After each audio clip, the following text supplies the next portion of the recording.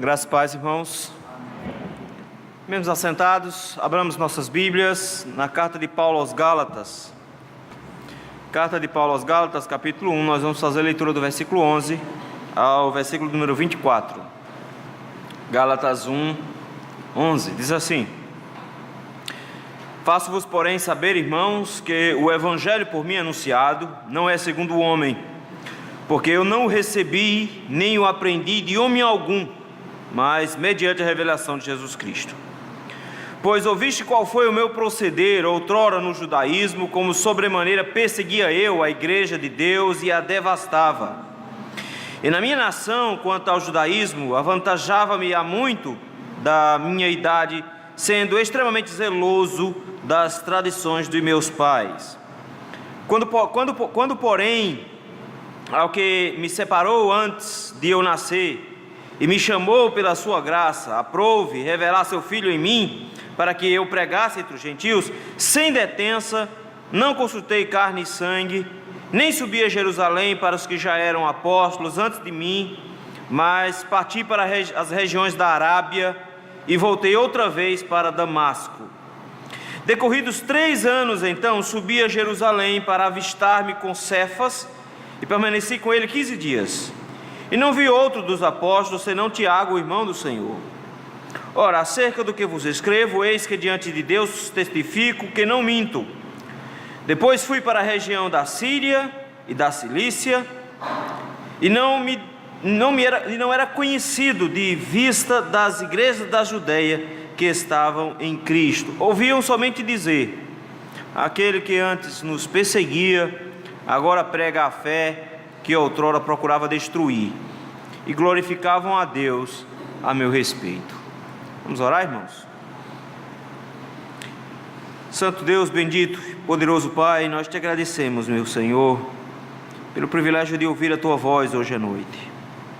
Com Tua palavra aberta diante dos nossos olhos, nós cremos que ela é firme o suficiente para nos dar a instrução que vem do Senhor.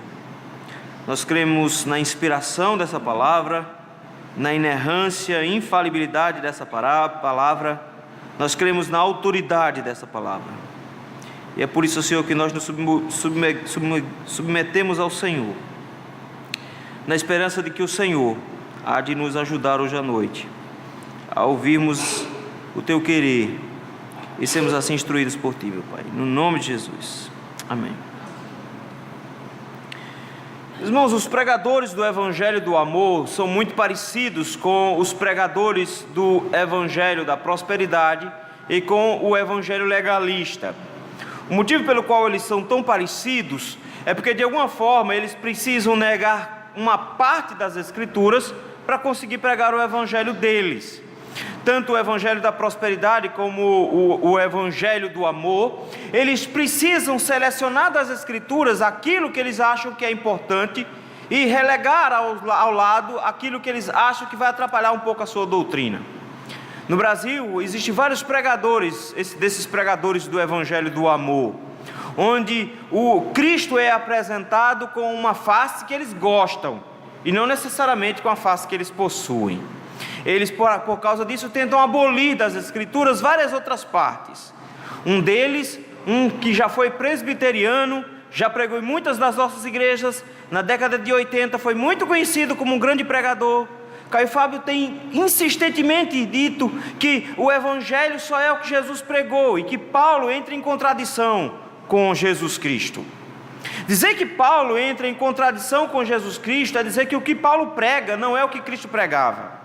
E aqui em Recife, alguns que foram inclusive colegas meus do seminário, estão pregando isso por aí, dizendo que o que Paulo prega é diferente do que o que Cristo prega, que Paulo na verdade estragou o cristianismo, colocou o que ele achava que era certo e não necessariamente o que Cristo disse que era certo. Essa acusação, meus irmãos, não é nova, essa acusação é bem antiga. Essa acusação remonta ao ministério paulino, que é isso que nós estamos vendo aqui. O que aconteceu é que a igreja dos Gálatas estava sendo bombardeada com uma doutrina, com um evangelho judaizante. Eles tinham interesse que o Senhor fosse o salvador deles, mas primeiro eles tinham que exercer o seu papel como judeus, circuncidando-se e cumprindo os mandamentos. E Paulo prega exatamente o oposto disso. É por isso que Paulo, de maneira tão dura e direta, diz que estava admirado, versículo 6, que estivessem passando tão depressa daquele que os chamou na graça de Cristo para outro evangelho. Essa igreja estava se desviando porque começou a selecionar algumas coisas para pregar, e informando ao povo que havia necessidade de algo mais além de Cristo para a salvação.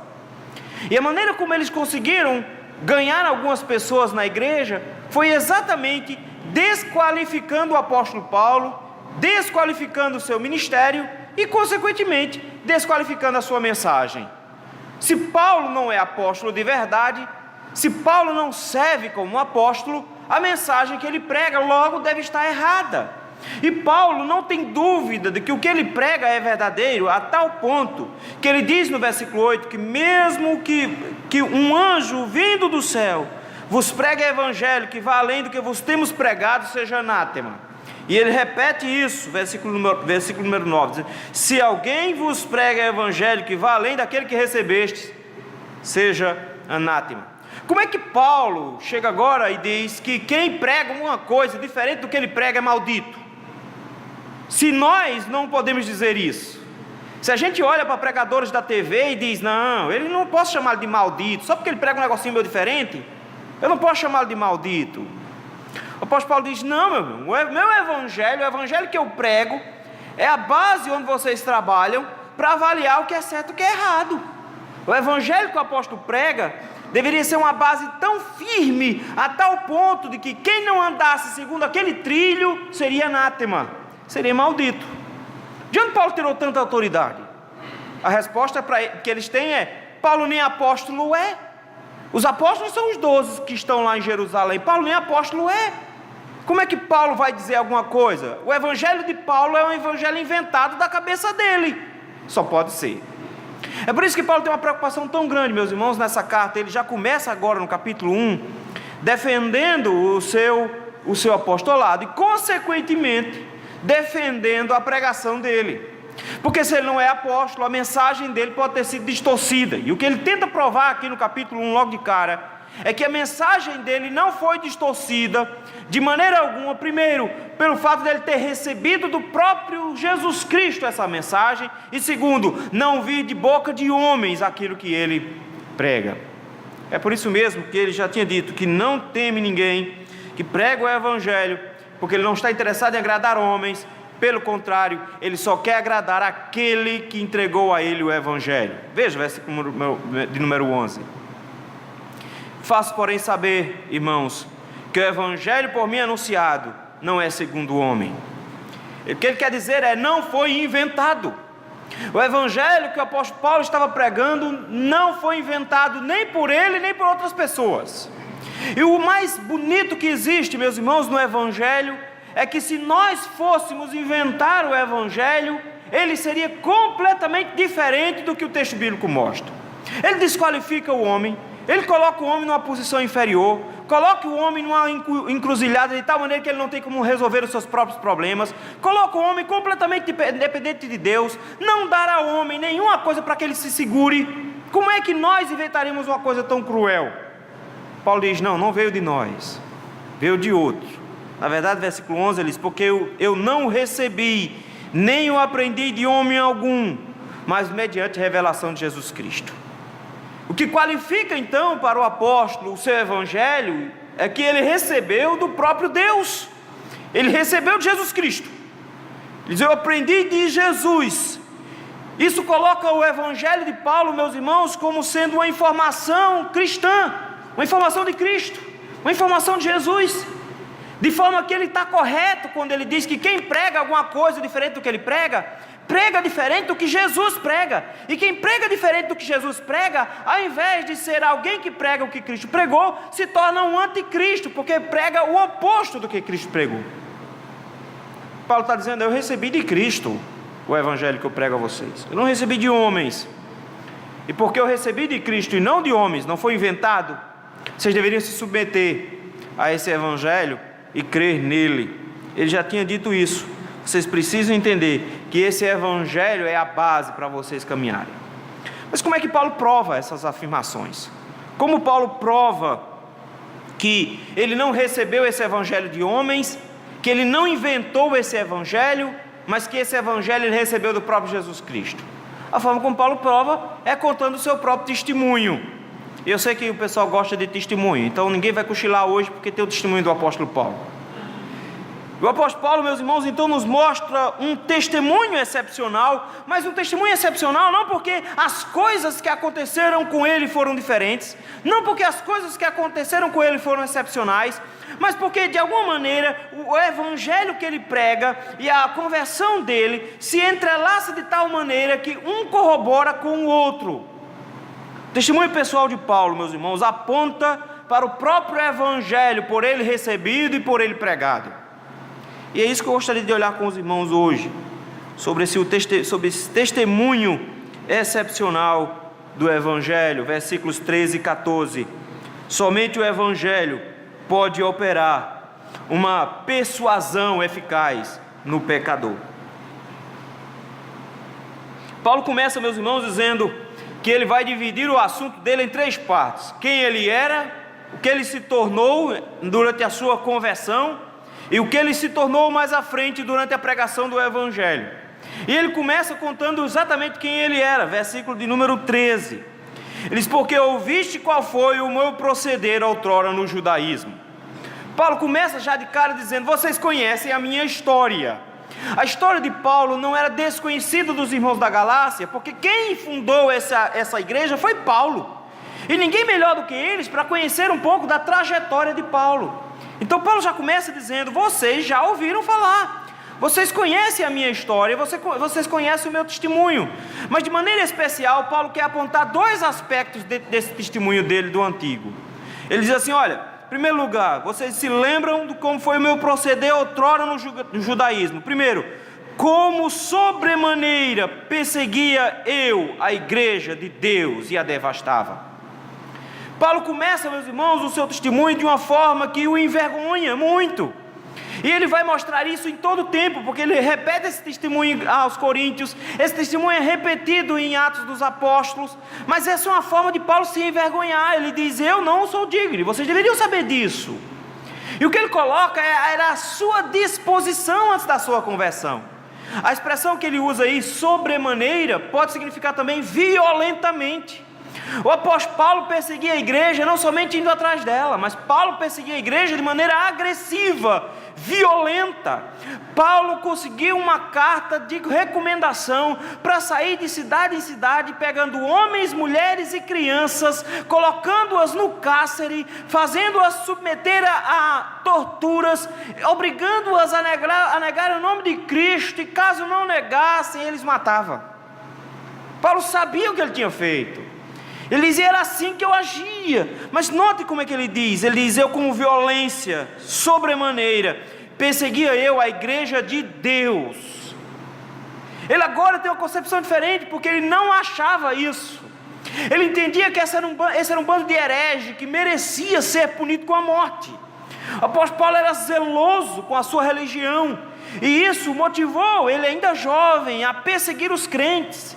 Mas ele não entendeu que a igreja era a igreja de Deus. Ele entendeu que era uma seita que estava se deslocando dos fariseus, se deslocando dos saduceus ou do judaísmo, e consequentemente estava ameaçando a fé verdadeira. Ele persegue uma igreja que é falsa na cabeça dele. Mas no momento em que ele cai no caminho para Damasco, o que acontece com ele é que ele descobre que aquele a quem eles perseguem são os filhos de Deus, a igreja verdadeira. Porque a pergunta que Jesus faz é: por que me persegues? Essa é a igreja de Deus. Ele diz: eu persegui a igreja de Deus. E eu não só perseguia, o texto termina dizendo: eu a devastava.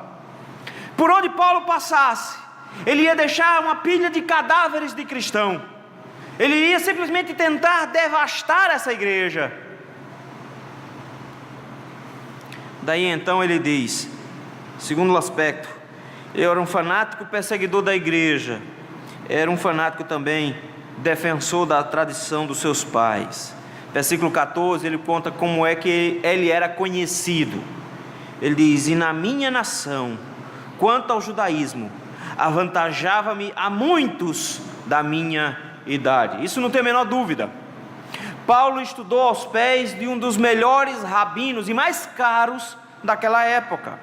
Paulo estudou aos pés de um homem chamado Gamaliel. Como a família de Paulo tinha condições financeiras, mandou Paulo para estudar lá, e Paulo compreendia como ninguém as Escrituras Sagradas.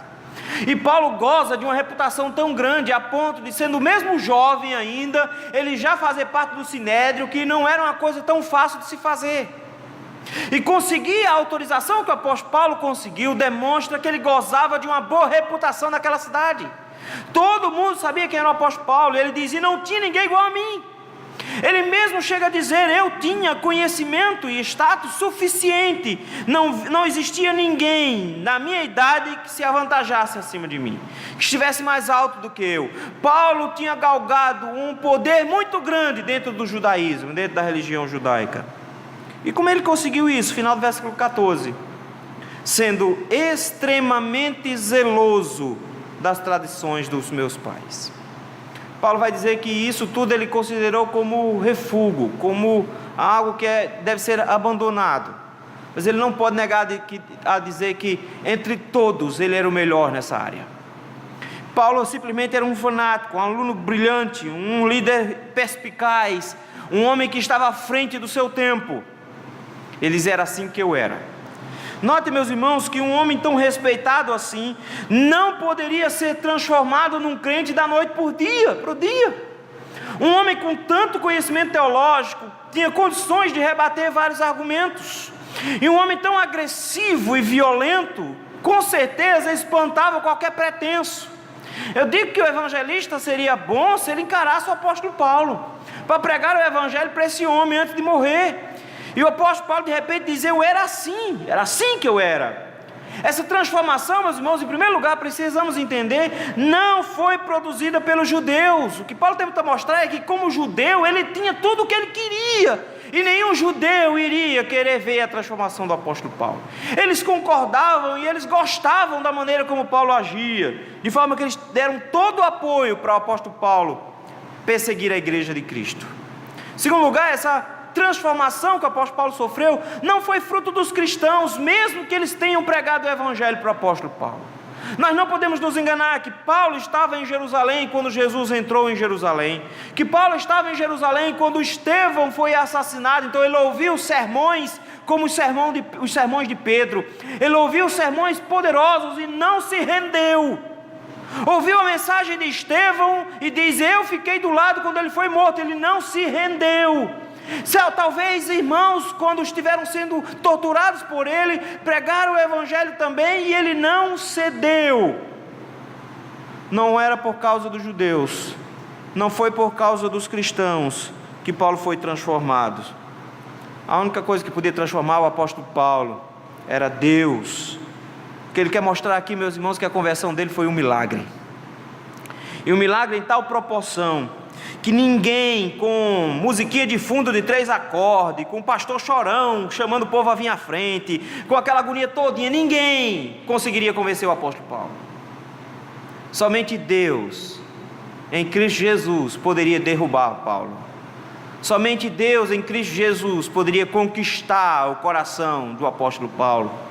Ele diz: ninguém vinha tão próximo de mim assim. Talvez seja por isso que o apóstolo Paulo, quando fala do evangelho, ele diz: ele é o poder de Deus para a salvação daqueles que creem. O que Paulo quer colocar aqui, meus irmãos, é que somente o evangelho pode persuadir alguém para a sua conversão, e que quanto mais duro for a pessoa e mais difícil for para nós concebermos que essa pessoa possa se converter, o evangelho, por meio de Jesus Cristo, pode transformar qualquer um. Não existe distinção mais. Mas o grande problema nosso é que nós nos esquecemos que o poder da igreja está na sua pregação do evangelho. O poder transformador da igreja não está em ações sociais, não está em convencimentos políticos. O poder da igreja está no convencimento dado pelo Espírito Santo por meio do evangelho. é carinho que converte as pessoas, não é pancada que converte as pessoas, não são palavras bonitas que convencem as pessoas, não é seu muito trabalho, seu muito esforço que convence as pessoas. Os pecadores não serão transformados pelas suas boas mãos, os pecadores só serão transformados pela ação de Cristo, do Espírito Santo, por meio da pregação do Evangelho. O que pode mudar o mundo, meus irmãos, o que pode mudar o nosso país não é educação. O que pode mudar o nosso país não é segurança pública de qualidade. O que pode mudar o nosso país não é uma saúde de qualidade. A única coisa que pode mudar esse país é quando a Igreja de Cristo descobrir que precisa voltar a pregar o Evangelho de Jesus Cristo. Somente o Evangelho de Jesus Cristo consegue tirar um homem das drogas e devolvê-lo para a sociedade sem uma preocupação dele retornar para lá. Somente o Evangelho de Jesus Cristo consegue pegar um bandido, vagabundo lá dentro de um presídio, transformá-lo e trazê-lo de volta para a sociedade, para fazer o bem à sociedade, não mais destruí-la. Somente o Evangelho consegue transformar a realidade de uma escola, transformando os alunos em pessoas compenetradas e cidadãos e não mais delinquentes juvenis. A esperança não está nos homens, a esperança não está nos políticos, a esperança não está nas nossas leis, a esperança está no Evangelho ser pregado a toda criatura. Enquanto a igreja não entender isso, nós vamos continuar achando que as transformações do mundo virão quando nós trouxermos grandes pregadores para o Brasil. Nós vamos continuar achando que a transformação do Brasil acontecerá quando Billy Graham fizer uma grande conferência, quando Hernandes Dias Lopes vier pregar aqui em Recife, quando esses grandes homens vierem pregar, que a gente acha que Deus vai operar. É o Evangelho, meus irmãos, é somente o Evangelho que pode persuadir o coração dos homens. Não são pregadores, não são homens. O que Paulo coloca logo de cara aqui é: aprendam com o meu testemunho. Ninguém pregaria para mim e conseguiria me convencer de nada. Mas Paulo foi convencido. O testemunho excepcional do Evangelho nos lembra que somente o Evangelho pode operar uma experiência real de conversão, versículos 15 e 16. A conduta de Paulo, o caráter dele no passado, o levava a ser um homem perdido para sempre. Mas no meio do caminho, meus irmãos, indo para Damasco com a intenção clara de perseguir os irmãos daquela região, o Senhor fez com que Paulo caísse. Ele não caiu do cavalo, porque o cavalo não está na Bíblia. Se ele estava a cavalo, eu não sei, porque eu sei que ele não caiu do cavalo. Então deixa esse negócio de inventar a história aí, que ele não caiu do cavalo coisíssima nenhuma. Não tem nem cavalo na história. Mas Paulo caiu. E já caiu cego. E ao cair cego, ele olha ao lado e pergunta: quem é? E a resposta é: eu sou Jesus, a quem tu persegues. De cara, meus irmãos, essa transformação foi excepcional. A experiência que o apóstolo Paulo teve com Cristo mudou-o completamente, de maneira que ele agora diz: eu experimentei o Evangelho. Evangelho não é uma coisa que me disseram, que me contaram, que me falaram. Evangelho foi uma coisa que eu vivenciei. A conversão foi uma coisa que eu passei. Eu não estou falando de experiência de terceiros, Paulo diz, eu estou falando da minha experiência. Daí então, ele diz, versículo 15: quando porém, ao que me separou antes de eu nascer e me chamou pela sua graça, aprove revelar seu Filho em mim. Olha que bonito, meus irmãos. Paulo começa dizendo agora, essa operação foi realizada por alguém muito especial. Note que ele começa com a expressão aquele, quando porém aquele me separou. Veja, queridos, o que ele está colocando aqui é que ele está no mesmo patamar de Jeremias. Porque Jeremias, o Senhor disse para Jeremias que ele não deveria temer, que deveria continuar pregando, porque ele o tinha separado desde o ventre da sua mãe. O apóstolo Paulo já chega agora e diz: meu filho, a única maneira de eu ser transformado foi pelo fato de que, primeiramente, eu fui escolhido ainda no ventre da minha mãe, eu fui separado lá. A consagração do apóstolo Paulo, mesmo que por um grande período ele tinha sido um opositor ao Evangelho, ela estava selecionada desde antes da fundação do mundo. Paulo diz: eu fui um predestinado. Não tinha como ser diferente, não havia como ser diferente. Por isso mesmo, ele coloca aqui a sua conversão, não ao seu convencimento pessoal, no dia que eu aceitei Jesus. Ele disse, não, meu filho, foi no dia que Jesus me deu uma rasteira. É completamente diferente. O passo não foi meu. Nota que esses 2 versículos dizem, foi Deus. Foi Deus, essa salvação foi realizada por Deus. Aprove a Deus, Ele que me separou, foi Ele que me chamou, foi Ele que me revelou, foi Ele que me enviou. Tudo Paulo diz, foi Ele, não fui eu.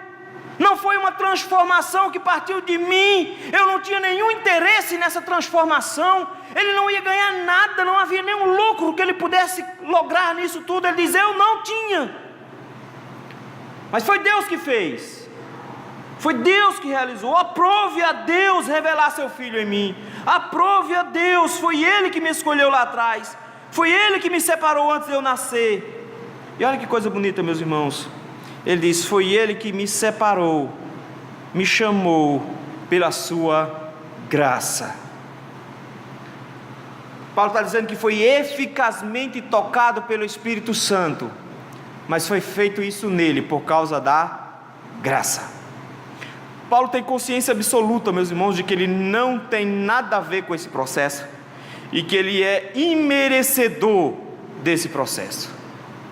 Paulo diz, eu fui transformado porque a graça de Deus operou, de maneira que eu fui chamado por essa graça. Eu fui convocado, eu fui arrastado para ela. Olha, meus queridos, que coisa bonita. Paulo está dizendo que a conversão dele como cristão foi produzida por Deus e foi alvo da graça. Em outras palavras, é isso que Paulo prega. Paulo está dizendo, eu sou um pecador, eu não mereço a salvação, é isso que eu prego a vocês, eu estou debaixo da condenação da lei, eu sou um assassino, é isso que eu prego a vocês, mas foi a graça de Cristo que me alcançou, é isso que eu ensino a vocês. Ele me alcançou porque eu fui separado antes de nascer, eu fui predestinado, é isso que eu ensino a vocês, e Cristo me chamou, é isso que eu ensino a vocês, e me chamou porque Ele me ama, é isso que eu ensino a vocês. Paulo está dizendo que a vida dele, a conversão que ele experimentou, foi o Evangelho. Não é nada de novo, mas para ele foi toda a mudança que era necessária. Ele me chamou, e não só isso, foi realizada por Deus, por meio de Jesus Cristo. Veja, ele diz assim, que ele quis me revelar. Revelar o quê? Seu Filho. Olha que bonito, Paulo diz, foi Deus que quis, mas Deus me quis algo especial, Ele quis mostrar seu Filho. Ele podia ter dito aqui, quis me mostrar Jesus, ou quis me mostrar Jesus Cristo, mas não, Ele quer dizer que o que Ele está falando aqui é que Cristo é divino, e que Ele quis revelar a própria natureza de Jesus Cristo, que Paulo conhecia Jesus, Paulo já tinha ouvido falar de Jesus, Paulo só não cria em Jesus, mas nesse dia Paulo descobriu que Jesus é o Filho de Deus, Ele é o Filho do Deus Altíssimo. Mas eu quero que você note mais um detalhezinho aqui no versículo número 16, revelar seu Filho em mim. Paulo não está dizendo revelar seu Filho a mim. Ah, pastor, isso faz diferença? Faz uma diferença enorme. Isso é a diferença entre um convertido e um não convertido. É isso que faz a grande diferença, porque o não convertido, ele pode ter Jesus Cristo diante dos seus olhos, ele pode conhecer muitas histórias sobre Jesus da Bíblia, ele pode conhecer muita teologia, muita doutrina, ele pode ter informações que alcançaram o seu intelecto, mas a transformação que o Espírito Santo opera, ela acontece dentro do coração, é Cristo sendo formado dentro de nós. Paulo diz, Cristo não me foi revelado à consciência, Cristo não me foi revelado ao intelecto, Cristo me foi revelado ao coração, Ele foi revelado dentro de mim. Notem, meus irmãos, que a experiência pela qual Paulo passou de confessão, faz com que ele olhe para tudo que ele tinha antes e dizer, isso nada serve, é tudo trapo de imundície, não tem nenhuma virtuosidade em tudo aquilo que eu fiz, pelo contrário, Cristo estava em mim agora. Cristo habitava em mim agora, Ele foi revelado dentro de mim. E Ele ainda recebe o comissionamento dEle, para que eu pregasse entre os gentios, sem detença, não consultei nem carne ou sangue e fui. Paulo dizia: eu ainda recebi um chamado duplo, um chamado para a conversão e um chamado para a pregação. A ideia do Senhor Jesus era: Ele iria ser valioso para pregar entre os gentios. Mais à frente, Ananias confirma isso em Damasco. Era para pregar entre os gentios. Paulo diz: essa obra foi realizada em Cristo. Ele se revelou a mim, mas agora eu iria revelar Cristo aos outros. Notem, meus irmãos, que o que o Paulo tenta nos mostrar aqui, meus irmãos, é que o Evangelho do Senhor é o poder de Deus para a transformação, mas que também somente o Evangelho pode produzir uma experiência real de conversão. Somente o Evangelho pode realmente transformar as pessoas.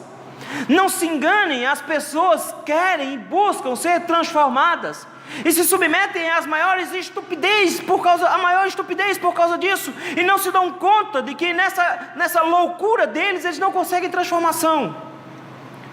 Estava ouvindo ontem uma entrevista de uma monja budista aqui no Brasil, muito famosa, 35 anos dentro do budismo. Ela mostrando a conversão dela. É muito fácil. Você senta, você respira, medita, concentrado somente no seu pulmão abrindo e fechando. Pronto. Você foi iluminado. Parabéns. Agora tudo transformou-se na sua vida. Você sabe que respira. O universo se abriu para você porque você respira. Se engasga, você vai ver que esse universo se fechando para você.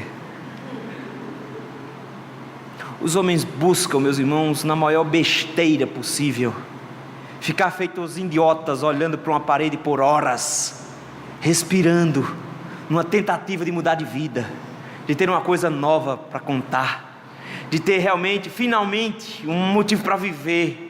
O apóstolo Paulo disse: isso não é produzido pelas atitudes humanas, isso não pode ser produzido por atos humanos. Os homens vão continuar tentando, vão continuar insistindo numa transformação que passa por eventos cotidianos, mas não é possível. Somente quando Cristo é formado em nossos corações é que nós experimentamos realmente o que é uma conversão. Irmãos, não dá para pregar sobre conversão se você não sabe o que é isso. Não dá para pregar o Evangelho se você não sabe o que é isso. Se Cristo não foi formado em seu coração, recomendo-te hoje, joelhos no chão, para que Ele seja formado em você e você saiba exatamente o que é ser um convertido em Cristo. Se Cristo não mora em seu coração, se você não teve esse encontro real com Ele, você não tem a menor ideia do que é ser um convertido, mesmo que esteja há décadas dentro dessa igreja. Você não tem a menor ideia do que é ser transformado, porque a conversão é mais do que informações sobre Jesus, é mais de comunhão com os irmãos. A conversão passa quando eu sou transformado de dentro para fora e experimento Cristo vivendo em mim. Não mais vivo eu, diz o apóstolo Paulo, Cristo agora vive em mim. Isso só pode acontecer quando Deus nos revela Jesus Cristo dentro do nosso coração. E Cristo revelado dentro do nosso coração, por meio da pregação do Evangelho, produzirá as mudanças da nossa vida. Me lembro de uma palavra de Paul Walsh, contando uma história de um senhor. Ele foi pregar e perto do final da pregação, ele disse que entrou um senhor com a cara angustiada, e ele disse que a partir daquele instante começou a pregar só para aquele senhor e esqueceu o resto da igreja. Mas ele tinha que terminar porque ele estava com o horário do avião marcado. Chegando na porta, foi direto para conversar com aquele homem, saber o que estava acontecendo. E como era naquela região próxima ali no Canadá, onde as distâncias são enormes, aquele senhor disse que tinha viajado por dias para descobrir no médico que estava com câncer em fase terminal, que não tinha mais esperança, e que ele nunca tinha entrado numa igreja na vida, mas que entrou naquela noite, porque não tinha mais para onde ir. Paul Walsh conta que disse que cancelou o voo, foi para um quarto de hotel e ficou a noite todinha. Lia João 3,16, explicava para ele e orava. E aí ele disse, nada, entendi nada. Aí lia de novo João 3,16, quando foi já perto de manhã, eles leram pela 1000ª vez João 3,16, e ele olhou para ele e fez, por que você não me disse isso, que Jesus morreu por mim? Por que você não disse isso? E o que eu achei marcante naquilo tudo foi o que Paul falou no final. Ele disse, nós precisamos trabalhar, não para que alguém levante uma mão, para que a gente faça uma oração e depois ele volte para casa achando que é nova criatura, mas nós devemos trabalhar para que o Evangelho de Cristo seja anunciado aos homens, até que Cristo seja gerado no coração deles, até que Cristo seja gerado em seus corações. O testemunho excepcional do Evangelho nos mostra que somente o Evangelho pode glorificar a Deus por meio de um pregador. Finalzinho do versículo 16, o apóstolo Paulo diz que a história dele continua. E o motivo dele dizer isso, meus irmãos, é que podia dizer, ok, tudo bem, Paulo, você não era flor que se cheirasse, se tornou crente, ótimo, tudo bem, Paulo, sua experiência de conversão foi marcante, mas mesmo assim, meu filho, sua mensagem pode ter sido de terceiros. Não é porque você experimentou o Evangelho que você prega que necessariamente ele pode ter produzido a transformação verdadeira. Você pode ter ouvido de outros. O que Paulo começa agora a mostrar, meus irmãos, pela sua vida, de que o que ele prega não veio de homens, como ele disse lá atrás, versículo 11, mas veio por revelação de Jesus Cristo, versículo 12. A prova que Paulo dá agora é a sua vida, como ele viajou. Veja, versículo número 16, ele termina assim, que assim que Cristo foi formado nele, sem detença, ele diz, não consultei carne e sangue. Ele está certo nisso, é verdade. Capítulo 9 de Atos nos mostra, a partir do capítulo 9 de Atos nos mostra, que o apóstolo Paulo, assim que caiu, seus olhos foram apagados, ele foi levado para Damasco, ficou lá escondido, sem comer, somente em oração, até que chegasse o servo do Senhor para ajudá-lo nisso tudo. Ele diz, eu não consultei carne ou sangue, eu não fiz nada disso. E após a oração que fez com que dos seus olhos caíssem como que escamas, e ele voltasse a enxergar, o texto nos diz que logo em seguida, ainda em Damasco, ele já pregava o Evangelho. De repente, meus irmãos, junto com a oração de Ananias, não cai só escamas dos olhos de Paulo, mas caem escamas dos olhos espirituais de Paulo, e ele consegue compreender o Evangelho com uma clareza tão grande, que o primeiro ato de Paulo é pregar o Evangelho. Paulo diz, eu não consultei ninguém, meu filho. No dia que caíram as escamas dos meus olhos, foi o dia que comecei a pregar. Eu não tive tempo de ouvir mais ninguém, pelo contrário. Versículo 17 ele diz, eu nem subi a Jerusalém para os que eram apóstolos antes de mim. Eu não fui nem para Jerusalém para ver os apóstolos. Paulo podia ter feito isso. De repente seria interessante para o apóstolo Paulo ter ido para Jerusalém aprender com Pedro. Já imaginou? Ter umas aulinhas com Pedro, ouvir um pouquinho de João, algum tempo. Não, ele disse, não fiz isso não, pelo contrário, fiquei em Damasco. O problema é que ele precisou sair de lá. De Damasco ele diz, eu fui para as regiões da Arábia, saiu para a Arábia e nós não temos ideia de quanto tempo ele passou lá, que parece que ele passou perto de 3 anos lá. O que Paulo foi fazer no meio do deserto? Ele não foi pregar o Evangelho, porque lá, afinal de contas, era muito mais difícil do que em Damasco. Então, o que tudo indica, se ele pregou o Evangelho, foi de forma muito incipiente. O que Paulo foi fazer lá? 3 anos de silêncio na história do apóstolo Paulo, que nós não temos a menor ideia do que ele estava fazendo. Nós não podemos negar que, como Cristo passou 3 anos ensinando os 12, é muito possível que ele tenha passado ensinando para Paulo. É tanto que em 1 Coríntios, quando ele vai falar sobre a Santa Ceia, ele diz, porque eu recebi do Senhor o que também vos entreguei. Ele está dizendo, o Senhor me contou como foi a história, o Senhor me contou o que aconteceu. E ele inclusive sabia que depois eles cantaram um hino e foram para o Monte das Oliveiras. Ele conhecia detalhes de como foi. O que Paulo está dizendo é, eu recebi do Senhor. E depois ele volta para Damasco.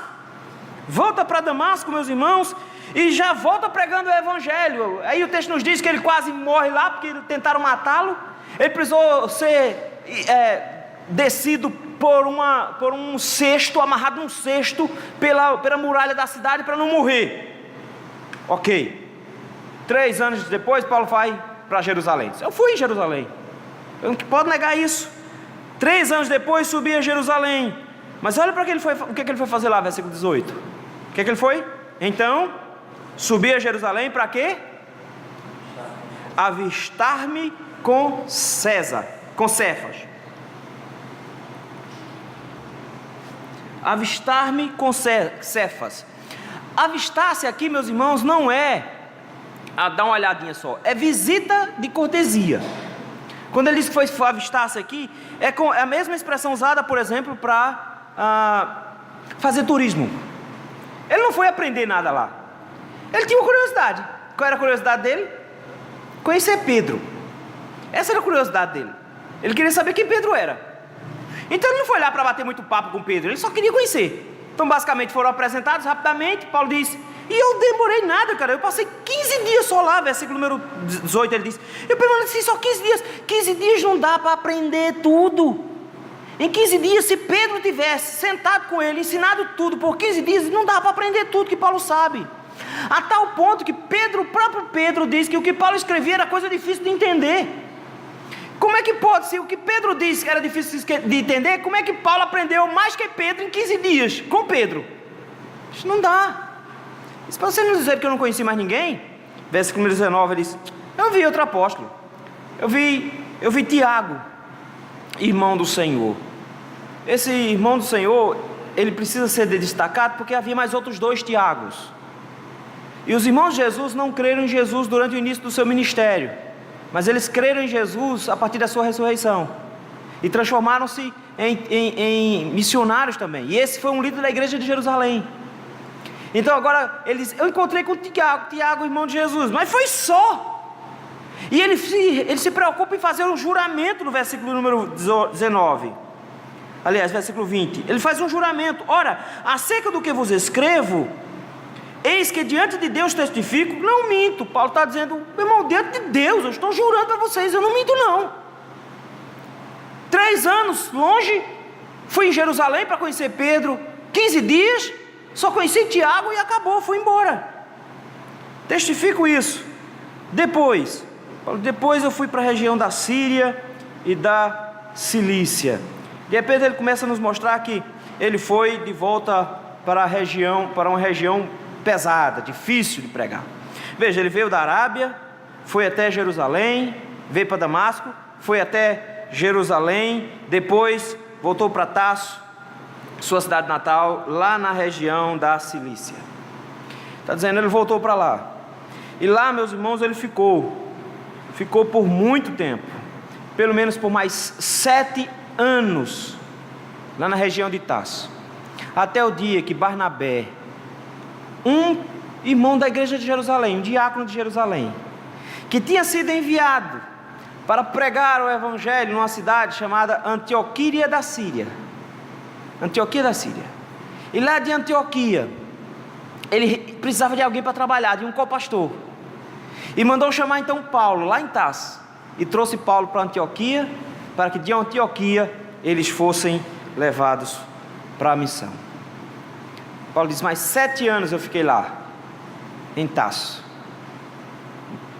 E a única coisa que o povo conhecia era sobre o que se falava de mim. Veja, alguns irmãos da igreja de Jerusalém conheceram Paulo. Eu não sei se todos tiveram coragem de conversar com Paulo, porque muitos tinham medo de Paulo. Mas olha, diz assim, e eu não era conhecido de vista das igrejas da Judéia. Em outras palavras está dizendo, somente a igreja de Jerusalém me conhecia de vista, porque eu passei 15 dias lá. Mas da região da Judéia, ninguém nunca tinha nem me visto. As igrejas da região, ou seja, as igrejas de Israel, ninguém me conhecia. Eles só ouviram falar a meu respeito. Mas o que eles ouviram falar? Versículo número 23.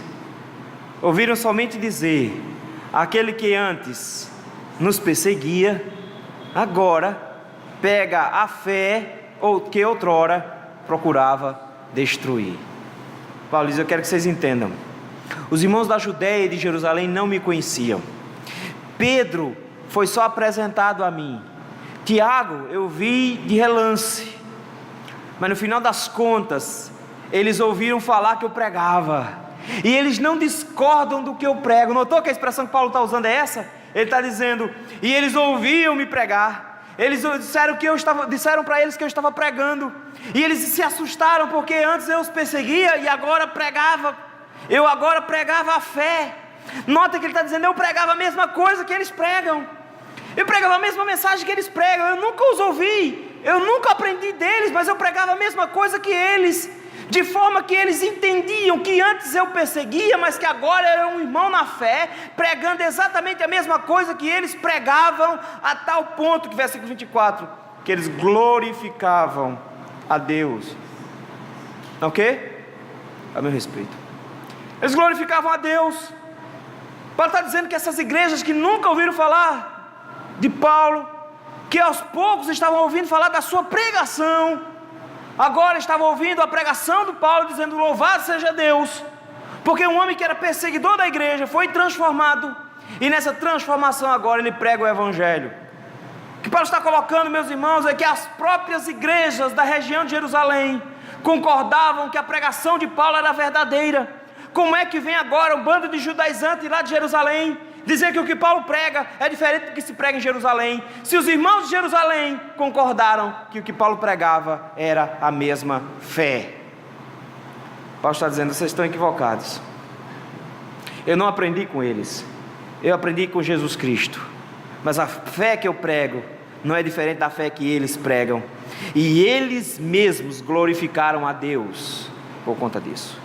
Notem, meus irmãos, que a pregação verdadeira do Evangelho leva a igreja de Cristo a glorificar a Cristo. É Deus que é glorificado, meus irmãos. É Deus que é glorificado pela transformação do apóstolo Paulo. É Deus que é glorificado pela pregação do apóstolo Paulo. E a igreja glorifica a Deus. De tal maneira, meus irmãos, que a pregação do Evangelho proferida pelo apóstolo Paulo agora é motivo de alegria por parte dessa igreja, dessas igrejas. Deus é glorificado por meio de um pregador que prega a fé verdadeira, diferente desses judaizantes que estão misturando a fé e entregando uma fé equivocada. Pregadores verdadeiros, meus irmãos, quando pregam a fé evangélica verdadeira, eles são motivos da igreja dar glória a Deus pela transformação que o Senhor pode produzir, mas em especial é porque esses pregadores não buscam a glória para si mesmos. Nota que eles não estão dizendo: que fantástico é ter um nome conhecido até entre as igrejas da Judéia, porque nem o nome dele é mencionado. O termo que eles usam é: aquele que antes nos perseguia. Aquele que nos perseguia agora prega a mesma fé que nós. Louvado seja Deus. É isso que eles estão dizendo. Precisamos compreender, meus irmãos, que quando o Evangelho do Senhor é realmente pregado, a igreja glorifica a Deus e não aos pregadores. Pregadores não podem aparecer à frente do Evangelho. E nós gostamos de criar ídolos, de criar esses personagens que chamam a atenção. A gente chama isso no seminário, quando a gente vai trabalhar com eventos, de chamador de público. Às vezes você traz um pregador fantástico, um homem grande, um homem que tem transformado regiões inteiras. Vem ninguém sabe quem é, está interessado não. Aí a gente chama um pregador fraco, mas que todo mundo conhece, que todo mundo acha que é um pregador bom, que é para chamar a gente, para ouvir o outro. Paulo diz: não, meu irmão, não é buscar glória para si, é Deus que é glorificado quando o Evangelho é pregado. É Deus que é glorificado. E nós precisamos aprender isso de uma vez por todas. Parar de levar a placa da IPB. 158 anos completados hoje, eu acho. Ou foi ontem? Hoje. Ontem. 158 anos. Mas que não é o passaporte de entrada para os céus. Ela só pode ser alvo da glorificação a Deus se ela continuar pregando o Evangelho do apóstolo Paulo. Meus irmãos, como nós gostaríamos que as igrejas de Cristo voltassem para o Evangelho.